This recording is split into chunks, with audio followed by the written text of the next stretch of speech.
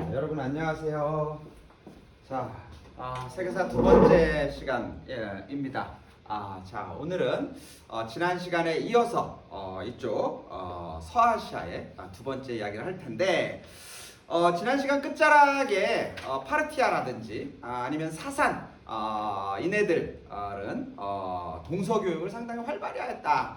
자, 그래서 사실은 서쪽의 로마하고 동쪽의 중국이 서로 교류하는 그 중간에 관문 역할을 하였다는데, 그게 중국과 비단 로마 그 주변까지도 뻗쳐서 지금 이게 보면 신라 유물이에요. 신라 유물에 유리잔이 나옵니다. 유리잔. 근데 이 유리잔이 이란이 바로 페르시아 계통이죠. 이 페르시아와 사실 같은 유리잔이 나와요. 그럼 이 유리잔을 신라가 만든 거냐? 그게 아니고 방금 우리가 배웠었던 동서교육의 과정에서 페르시아께 넘어온 외제입니다. 외제. 아주 명품이라고 봐야겠죠. 역시 마찬가지로 페르시아의 물병, 거의 동일한 유리물병이 나오죠.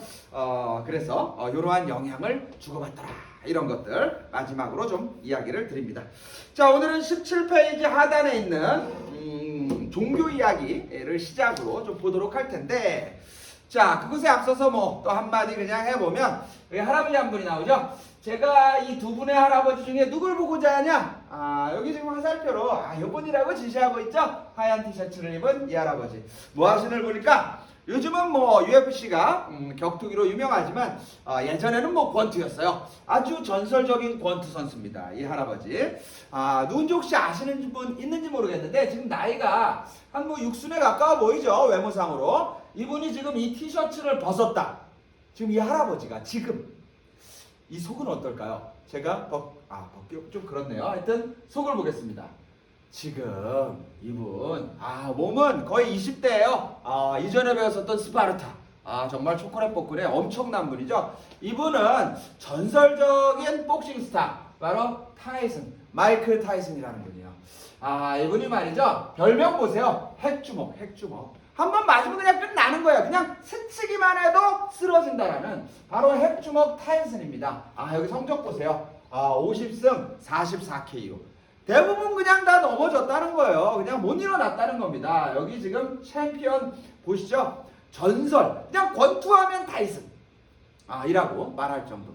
제가 왜 이제 타이슨 얘기를 꺼냈냐면, 이게 타이슨 경기할 때고 한 방 빵 맞으면 1톤 정도의 파워가 나간답니다. 그러니까 1톤 트럭이 그냥 치였다고 보시면 될 것 같아요.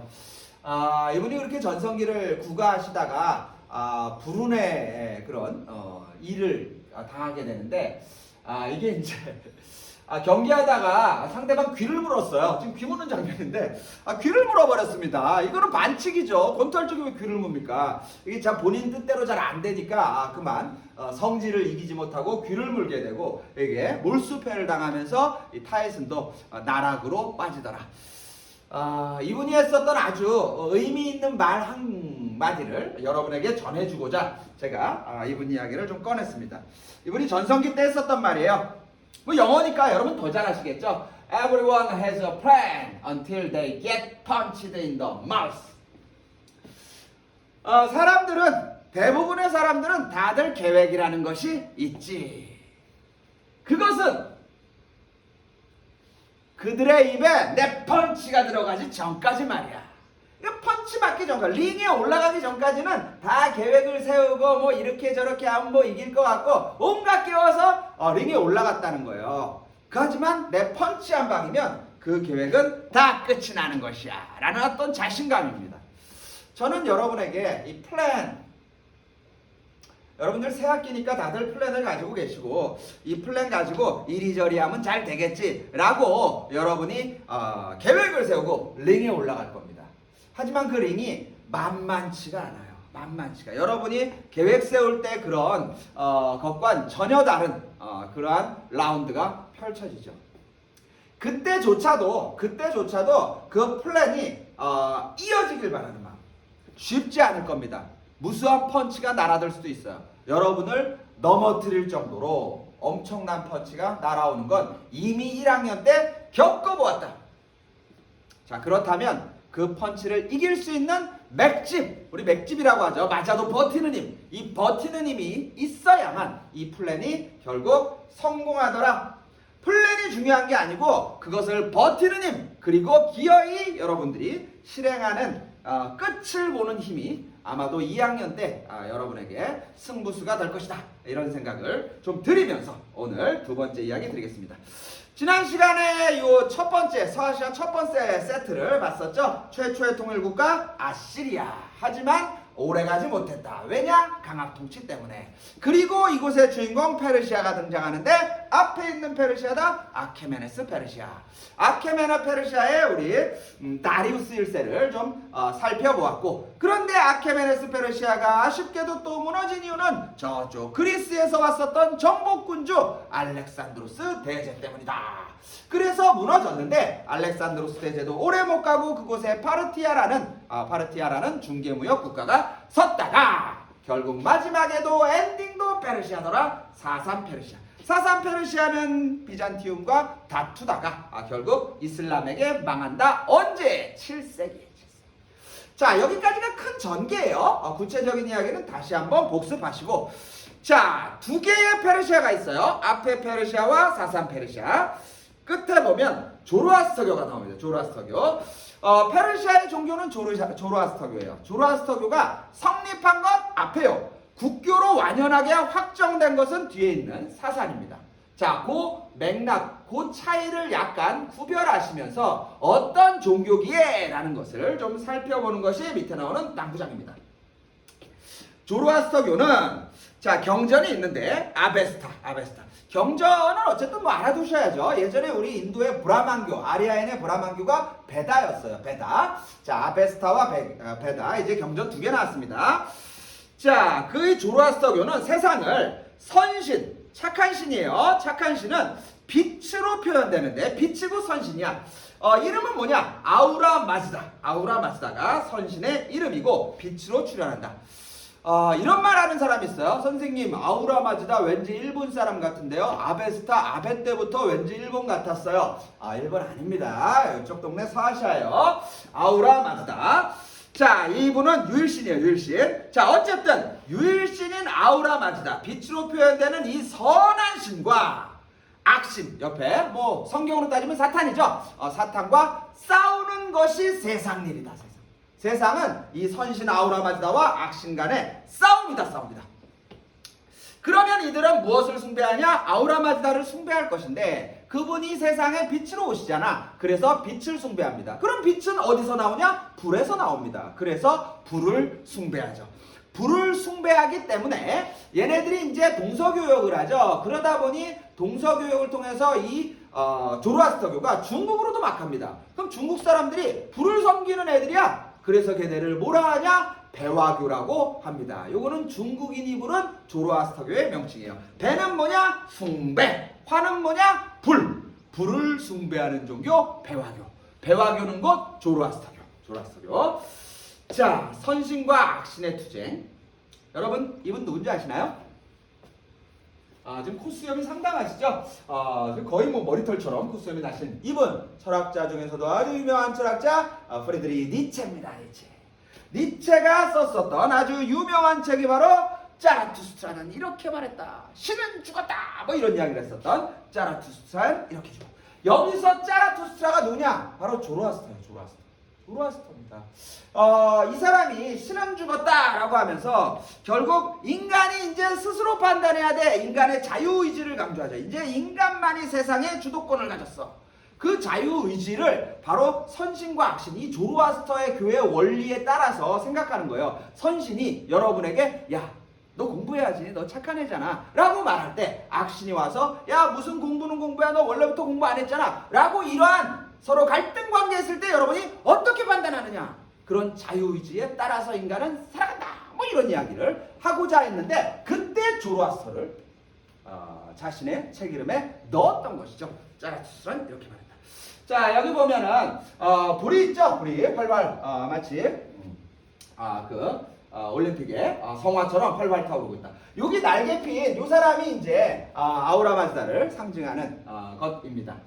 자, 이것도 당시 화폐인데 역시 불이 활활 타오르고 있죠. 바로 불을 상징하는 조로아스터교. 자, 그렇습니다. 자, 밑에 맞아볼까요? 자, 선과 악의 대결로 세상을 판단하였고, 그리고 사후의 세상도 선은 천국 가고 악은 지옥 간다. 천국과 지옥의 개념. 그리고 죽은 자도 선한 일을 하면 부활한다. 그리고 최후의 심판. 3000년이 지나면 아우라 마지다가 다시 세상에 와서 모든 세상을 싹 다 불태운다 라는 최후의 심판. 그리고 선한 자는 다 구원해준다. 바로 구세주의 등장. 이런 개념들이 가장 먼저 출현했던 게 뭐냐? 바로 조로아스터교예요. 조로아스터교. 근데 여러분 다 들어본 말이죠. 천국과 지옥, 구세주, 부활, 최후의 심판. 이거 여러분 성경에 나오는 그런 얘기 아닙니까? 여러분 기독교로 많이 배웠죠?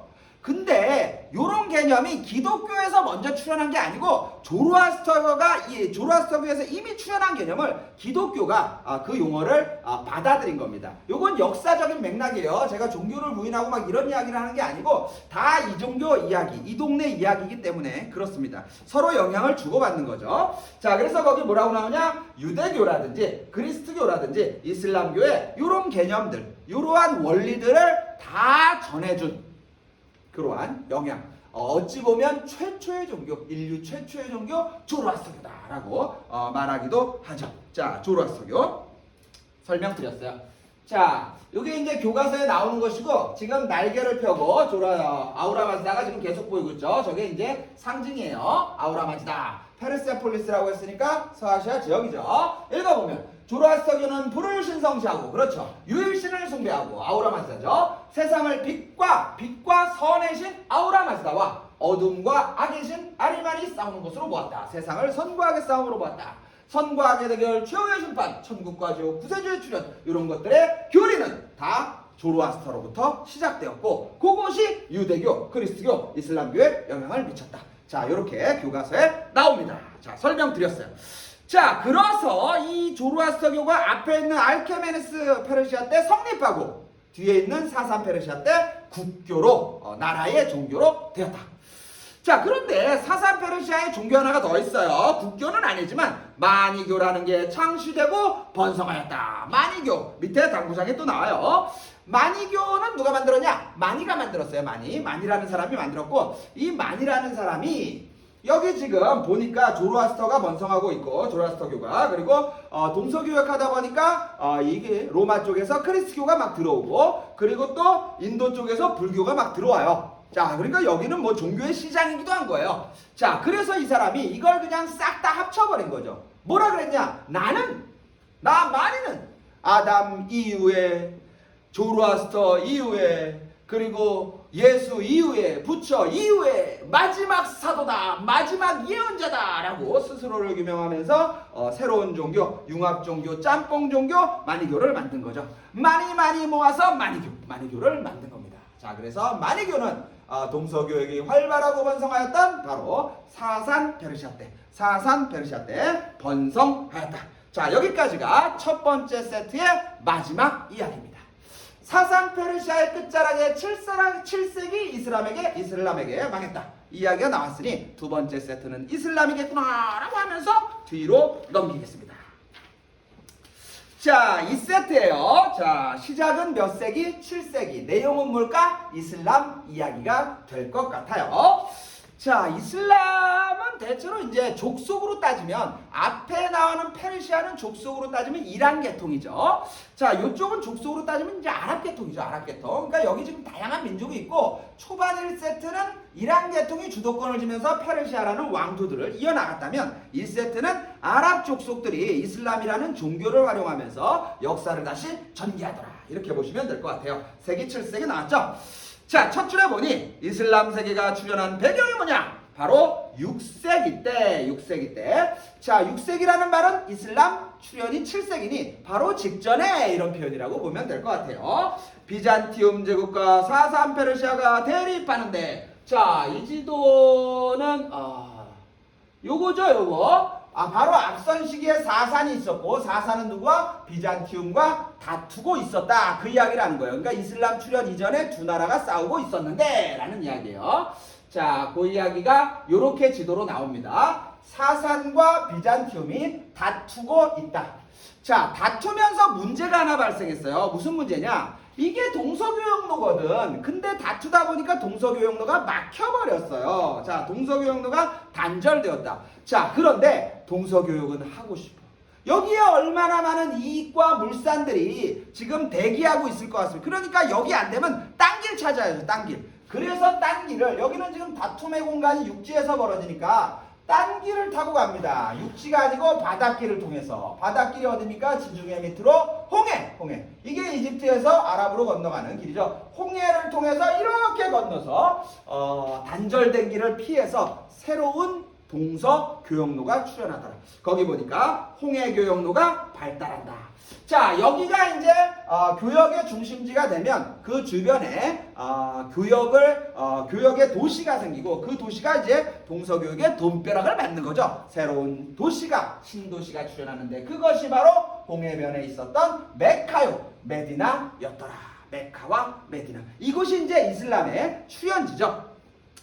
자, 메카와 메디나가 새로운 동서교역로의 도시로 떠오르면서 번성하게 되는데 문제가 발생해요. 번성하면 물자가 풍부하지만 결국 뭐예요? 가진 자는 더 많이 갖게 되고 못 가진 자는 사실 그것의 혜택을 못 받죠. 그러니까 상대적으로 빈부의 차가 더 많이 벌어지는 겁니다. 거기 빈부의 격차가 벌어지더라. 그러니까 사실은 모두가 못 살면 불만이 없어요. 모두가 잘 살아도 불만이 없듯이. 그런데 이 상황, 상대적으로 많이 부자가 있고 그리고 나머지는 못 가지면 그런 불만이 있는 거예요. 아이, 그거 우리 거이기도 한데. 그 불만이 이제 종교를 출현시킨 거죠. 그래서 이 불평등과 빈부의 격차가 새로운 종교의 출현의 어떤 베이스가 되더라. 그 무대는 바로 이곳 메카와 메디나가 되더라. 이렇게 보시면 될 것 같아요. 자, 이슬람교의 전개의 첫 번째, 무하마드. 무하마드라는 사람 이름이죠. 이슬람교를 창시한 사람입니다. 그래서 거기 첫 번째 줄에 창시는 무하마드다. 크리스교의 예수와 같은 사람이기도 하죠. 이 동네 목동이었어요. 고아였고, 그러니까 어릴 때는 참 천하게 살았는데, 이 꼬마 무하마드가 출세하고 싶어요. 그래서 나 메카에 가서 좀 뭔가 큰 무대에서 큰 사람 한번 내보자. 그래서 거기 딱 갔네. 메카에 갔어. 그래서 거기 뭐 동서교역을 하는 소위 말하면 상단 그런 회사들이 많이 있었죠. 그래서 큰 상단에 거기에 이제 심부름꾼으로 취업을 하게 됩니다. 근데 거기서 열심히 했어요. 열심히 하다 보면 이제 관리자의 눈에 띄는 거죠. 사장님 눈에 띄었어요. 그 상단의 사장님이 카디자라고 여사장이었어요. 근데 이분이 과부였는데 눈에 띄는 청년이 있는데 이 청년이 일도 열심히고 성실하고 그리고 내 맘에 쏙 들어요. 그래서 사장 카디자가 무하마드를 선택하고 이 무하마드와 결혼을 하게 되는 겁니다.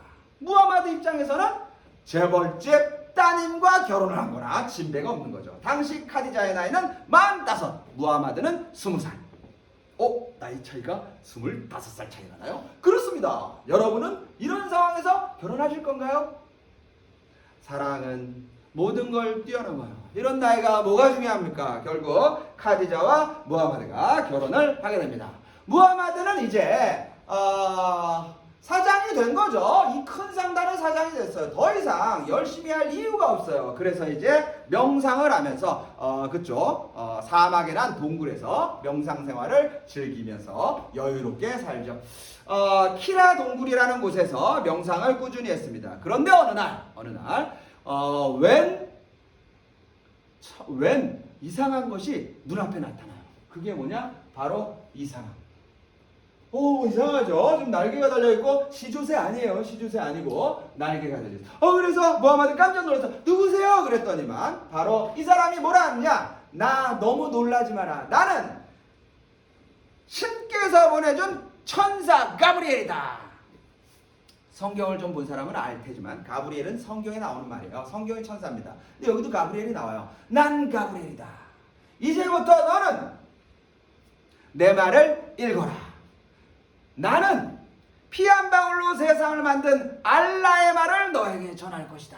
너는 내 말을 읽어라 라고 하면서 무려 이 가브리엘이 무하마드에게 20여 년 가까운 시간 동안 말씀을 전합니다.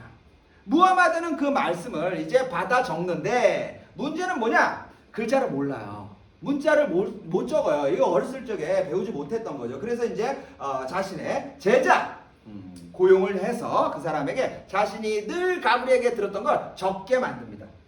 그래서 뭐 20년 가까이 받았으니까 얼마나 한 권의 책이 됐겠죠. 그래서 이제 이 제자가 책이 됐는데 이거 책 이름을 뭘로 정할까요? 그래서 이제 무하마드가 책 이름을 뭘로 할까? 그러다가 가브리엘이 나에게 첫 번째 했던 말이 내 말을 읽어라 그랬단 말이야. 그래서 읽어라를 제목으로 달아라라고 했어요. 이 동네 말로 읽어라가 뭐냐? 코란, 꾸란. 지금 세계사 용어는 꾸란이라고 하죠. 꾸란이라는 말이 바로 이 책의 이름이 됩니다. 이슬람의 경전 이름이죠. 그래서 무하마드가 천사 가브리엘, 알라의 말을 전해주는 천사 가브리엘을 만나서 그의 뜻을 쿠란이라는 말로 담으면서 이슬람의 교리를 완성하게 되죠. 자, 무하마드가 이슬람교를 이렇게 창시했다는 말을 좀 봤어요. 자, 그 창시의 내용은 그 동네에 이미 있었던 크리스교 그리고 유대교가 사실 뭐 먼저 있었죠. 영향이라고만 써있죠. 그러면 이슬람교는 이 두 종교의 영향을 준 걸까? 영향을 받은 걸까? 순서적으로는 유대교가 먼저 있었고 크리스교는 예수니까 시기적으로 기원 0년 기준이죠. 그러면 이슬람교는 7세기니까 이슬람이 제일 막내죠. 그러니까 영향을 받았다라는 겁니다. 영향을 받았다는 거예요. 자, 이렇게 짧게 쓰여진 것은 여러분이 이해를 하거나 이해가 안 되면 교과서를 통해서 봐야 돼요. 자, 영향을 받은 거예요. 자, 어떤 영향을 받았냐? 유일신 사상. 그래서 여기도 이제 알라라는 신의 이름은 다르지만 유일신입니다.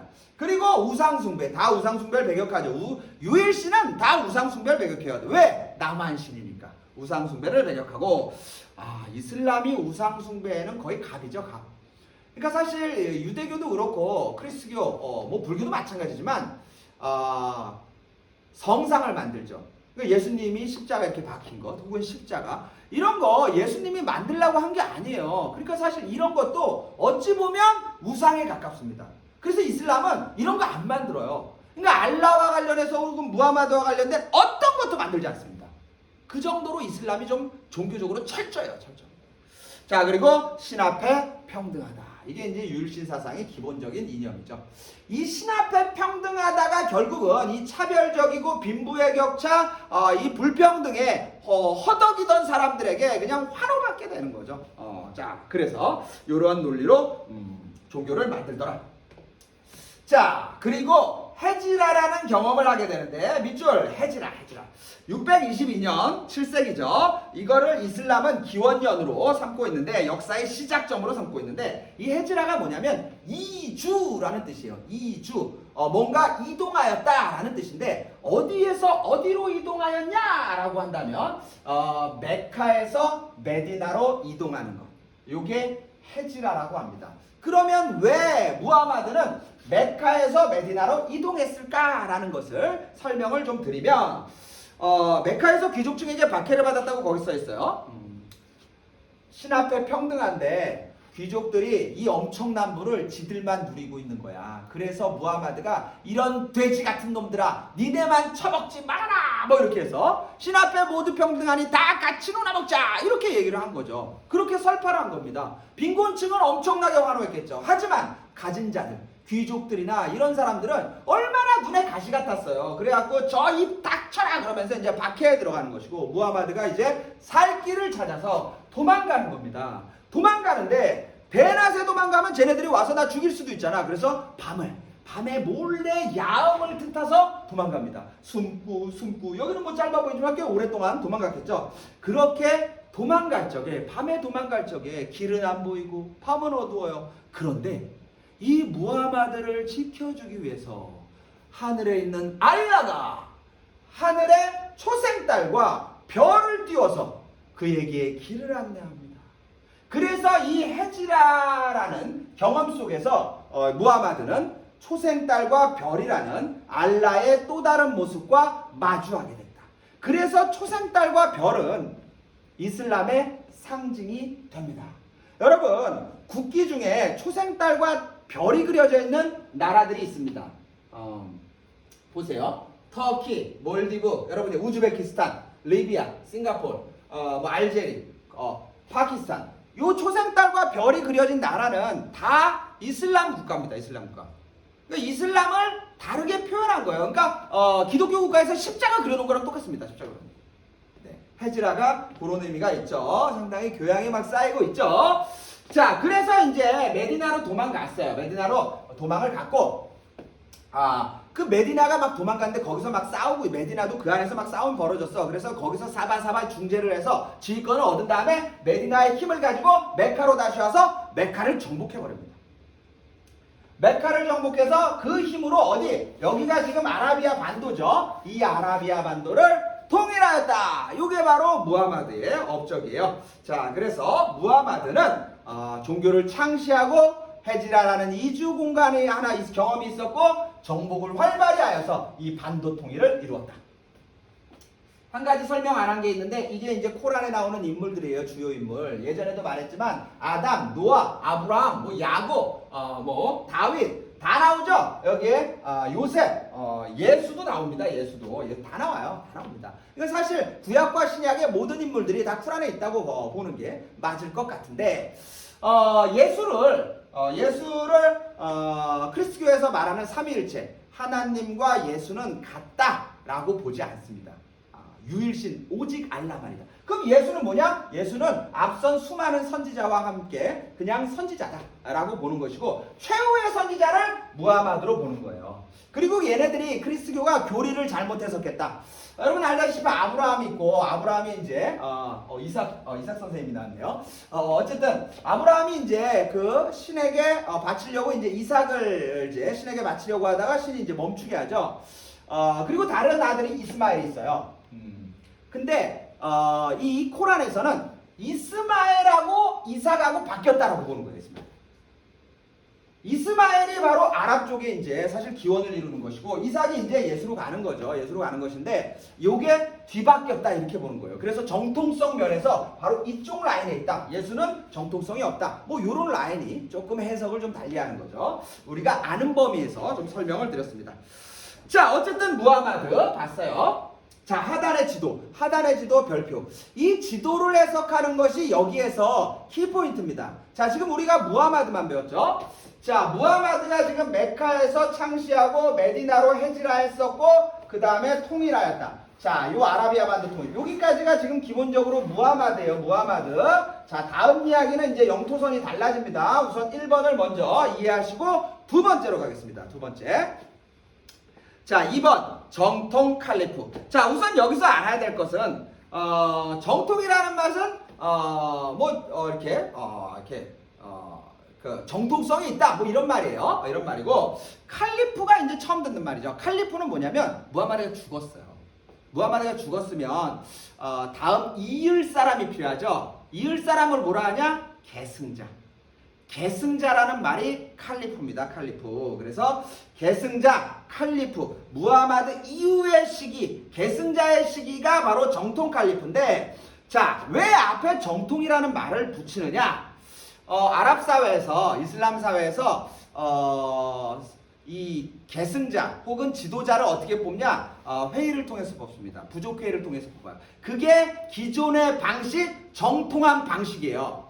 그래서 계승자를 회의를 통해서 선출하여서 칼리프를 뽑았던 시기, 요 시기를 정통하게 뽑은 칼리프 시기. 그 밑에 나오죠. 칼리프를 선출하였다. 선출의 밑줄. 자, 핵심은 선출이에요. 정통한 방식 바로 선출로 인하여. 자, 그러면 요 시기가 지나면 선출 방식이 이제 아니라는 거죠. 자, 그래서 우선은 선출 먼저 보고 다음 시기는 선출이 아닌 어떤 방식이다 라고 이제 또 배우게 될 겁니다.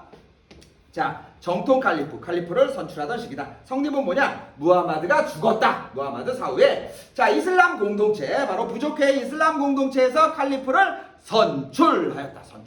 이 칼리프는 기본적으로 이슬람 사회가 뭐 지금도 거의 유사한데 칼리프는 종교적인 지도자이자 정치적인 지도자예요. 재정일치가 기본적으로 확립된 사회입니다. 자, 그래서 칼리프를 선출하던 시기예요. 자, 이 정통 칼리프가 뽑힐 때 과정 조금만 설명하면 무함마드가 죽고 나서 사실 부족회의가 열렸어요. 이슬람 공동체에서 회의가 열렸는데 아부바르크라는 사람이 이제 사실은 선출 일보 직전까지. 아부바르크는 누구냐? 우선 나이가 한 60, 꽤나 지도자급의 나이였고 무함마드와 더불어서 헤지라를 같이 겪었던, 그러니까 무함마드의 오른팔이에요. 오른팔. 그러니까 무함마드의 계승자로서 가장 적합하고 무함마드를 가장 잘 이해하고 나이도 걸맞고 뭐 그래서 사실 아부바르크를 뽑는 것이 뭐 거의 뭐 일보 직전까지 갔어요. 근데 누군가 손을 드는 거야. 나 이견이 있어. 그 사람들이 보는 거죠. 너 뭔데? 라고 봤더니만 그 사람이 누구냐? 이 사람 좀 독특한 사람이에요. 시아 알리라는 사람인데 이 시아 알리는 누구냐? 무함마드의 사촌입니다. 사촌이라는 건 무함마드의 친척, 피를 나눈 사이야. 게다가 무함마드의 유일한 딸인 파티마라는 딸이 있었는데 그 파티마라는 딸과 결혼한 사이예요. 그 당시에는 이제 친족 간의 결혼이 있었는데 결혼을 해서 무함마드의 사위이기도 합니다. 그러니까 무함마드와 피로 이어진 가장 가까운 사람이 시아알리입니다. 그 시아알리 입장, 시아알리가 나이가 이제 30이었어요. 나이는 좀 젊었죠. 시아알리가 내가 무함마드의 피를 이었어. 나도 적당한 것 아니오. 라고 이제 이견을 제시한 겁니다. 이거 상당히 이슬람 공동체에서 고민에 빠져요. 그런 와중에 이제 무함마드의 장례식을 열리고 시아알리는 이제 혈족이기 때문에 장례식을 주관하는 그런 좀 바쁜 시절이었어. 그 바쁜 시절에 아부바르크가 그 틈을 이용해서 이슬람 공동체 회의를 열고 자신이 칼리프로 선출되는 거죠. 시아알리는 좀 열받겠죠. 그래서 하고 다음 기회를 노리고 있었던 것이고 이제 선출된 아부바르크 그리고 그 이후에 우마르와 오스만까지 총 3명의 칼리프가 이어간 시기가 바로 정통 칼리프 시기인데 선출된 칼리프 시기인데 자, 이 시기에 이제 영토 확장이 역시 벌어집니다.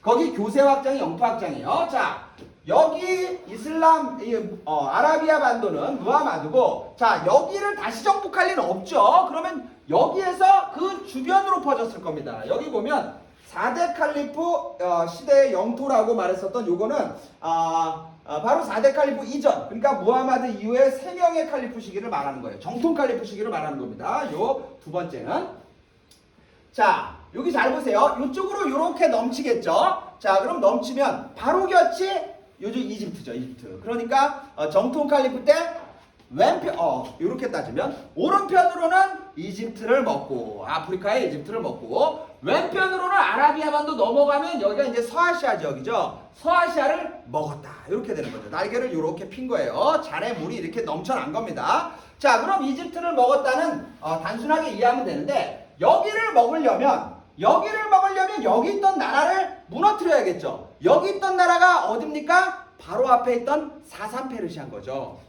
그래서 앞에 사산페르시아가 이슬람에게 망했는데 가로 열고 정통 칼리프 시대라는 말이 써 있는 것이고 여기도 마찬가지 사산페르시아를 멸망시켰다는 것이 이렇게 펼쳤을 때 이집트, 서아시아의 사산페르시아 이렇게 되는 겁니다. 이렇게. 자, 그래서 사산페르시아를 멸망시키고 시리아는 요 위쪽이에요. 위쪽이고 시리아는 뭐 중요하지 않고 이집트. 자, 그래서 서아시아 지방과 그리고 아프리카를 먹었다. 자, 그래서 무함마드는 아라비아 반도 통일 그리고 옆에 보니까 아시아 쪽, 서아시아죠. 정확히 말하면. 그리고 아프리카까지 영역을 확대한 시기 정통 칼리프 시기. 자, 그래서 두 번째 교세 확장과 그리고 이곳의 특징 칼리프를 선출했던 시기다라는 거예요. 자, 시간이 조금 남았는데 앞에 이야기만 살짝 하겠습니다. 3번 우마이야 볼게요. 우마이야는 이제 선출 안 하는 거예요. 그래서 우선 뭐 설명드리겠지만 밑에 뭐라고 나와요? 세습. 이제 더 이상 회의 열지 않아요. 이제 더 누가 나은지 투표하지 않습니다. 이제 그냥 혈통으로 이은 거예요. 혈통으로. 세습했다는 건 혈통이 이었다는 거죠. 세습. 바로 세습왕조 우마이야. 이때부터는 이제 세습으로 쭉 가는 겁니다. 자, 성립 볼까요? 자, 661년. 자, 그러니까 우마이야까지 오는데 저쪽 헤지라가 622년이고 우마이야가 660년이면 아직 40년밖에 안 지났어. 40년 만에 영토가 이렇게 넓어진 겁니다. 상당히 빠릅니다. 자, 수도 알아두셔야겠죠? 다마스쿠스. 이 다마스쿠스가 여기입니다. 다마스쿠스. 아까 시리아가 잠깐 나왔는데 지금 시리아라는 나라가 여기 있어요. 딱 딱 여기 있습니다. 그리고 지금 시리아의 수도가 다마스쿠스예요. 이 다마스쿠스는 우리 우마이야 왕조, 이슬람의 초기 우마이야 왕조 때 수도였던 곳입니다. 다마스쿠스.